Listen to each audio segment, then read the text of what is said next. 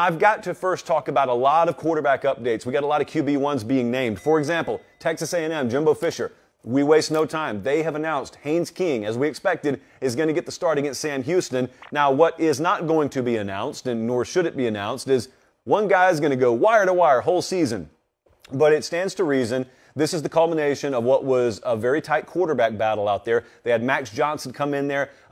I think that Wegman is eventually going to factor into this. He's their true freshman quarterback. He's the guy that pretty much everyone around the program would tell you has the most upside. He was not going to be their week one starter. So Haynes King comes back from injury. I remember being out there for the Auburn game last year, which was the middle to latter portion of last season, and I saw him doing some what they would call dry land work in the pregame. He looked good then, so I didn't really have any doubts that physically he was going to get back. Now, turnovers, through their scrimmages, that's been something that's been whispered about. I've given you my take. I've spoken my piece on that. It's going to be okay. They'll be fine. What you need to focus on, to me, watching A&M, is not so much turnover rate. Yeah, if that's happening, that's a bigger issue. How able are they to do what they tried to do in the spring game, which is take that ball and push it down the field a whole lot more. That'll be the name of the game. And you don't have to wait long because they're going to play this Saturday. So let's keep an eye on that. Over-under win total 8.5. They open against Sam Houston. They got App State in week 2, and then it's Miami coming in there in week 3 that figures to be the first legitimate pushback they get. At Ole Miss, we do not have an announcement yet. And when I say we don't, I mean I'm looking over here because I've got kind of a side monitor pulled up. This could come at any moment, or it could not come tonight at all. Lane Kiffin has not announced a starting quarterback yet. Now, you remember a couple of weeks ago, the Rebs were over there, they were scrimmaging, and then it was a Sunday after the scrimmage, and we were getting really good intel about Jackson Dart. Now, I don't think it was wrong. I think he did have a really good afternoon. I took that to mean, maybe the separation that people expected when the transfer happened, maybe it's starting to occur. That separation has not occurred, at least to our knowledge. So Luke Altmaier has hung in that thing. It's no shock that he has. That staff likes him. It's just that we're looking over there for a replacement to Matt Corral, and we're probably not looking at that no matter who ends up winning this starting job. That's not the end of the world because they've got surprisingly good defensive front depth. They got Zach Evans, who can run for like 900 yards a game. So they've got a good enough team over there. We're a little bit lower on them, but we've been wrong before. So they got a good enough team over there. Their over-under win total 7.5. Would be 9.5 probably if they played in the ACC. So it's a really good, solid team. Here's the important part to remember. Whether it's Jackson Dart or Luke Altmaier, and your guess is as good as mine at the moment on that, by the way, they do not have that murderer's row of September like some of you out there have. They got Troy. They got Central Arkansas. They go to Georgia Tech, which is about as favorable an out-of-conference road situation as you could possibly draw. Then they have Tulsa at home, and then it's Kentucky. They open conference play in October against Kentucky. They have plenty of time to figure things out, is my point. Next up, what a peculiar turn of events at Michigan. I mean, you tell me when you've heard of this before. So Jim Harbaugh, I'm not going to read the whole statement, but Harbaugh puts out a statement, I believe yesterday, right, Colin? I think it was yesterday, and he says, some of you think, wait, these are not his words. These are my words that I am translating from the statement that he released. He says, some of you think J.J. McCarthy should start here. Others of you think, no, shouldn't be McCarthy at all. It should be Cade McNamara. Well, you know what I'm going to do? I'm going to appease everyone while appeasing no one.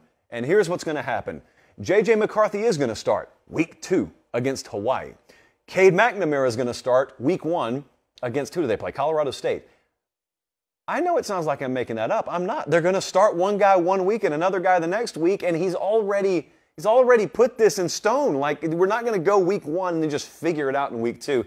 So if that doesn't tell you what kind of layup a September Michigan has on its collective plate, then I don't know what does. So the good news from all this, joking aside, is they clearly have 2 guys they think they can win with. They felt that way last year. I think they rotated them accordingly.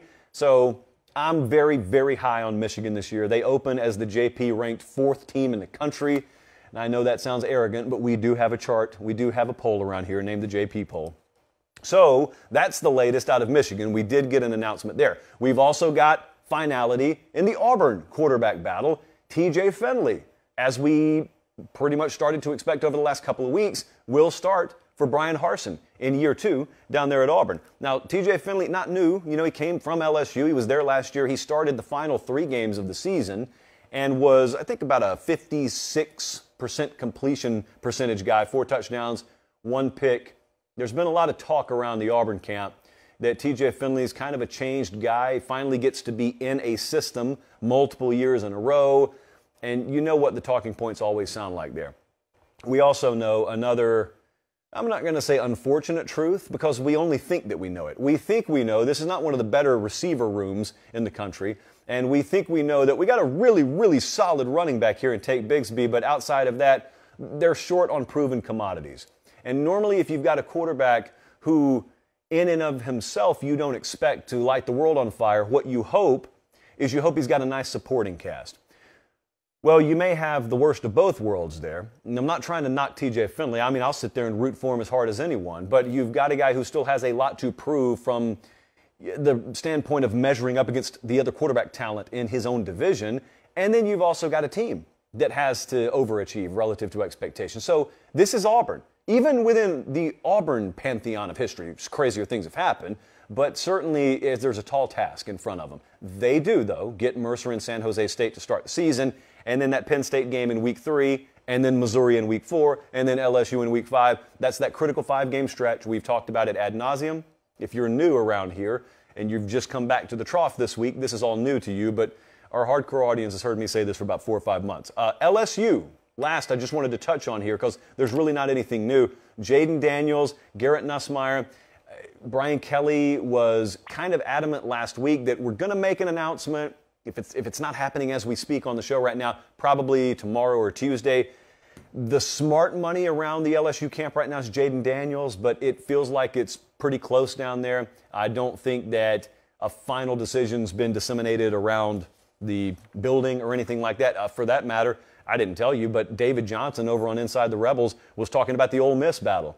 And he said, according to his sources, as of today, Sunday, Lane Kiffin has not informed his coaching staff. So, yeah, there's a lot of remains to be seen. Could be some staffers out there driving home from the building, seeing if they're going to get updates from the show.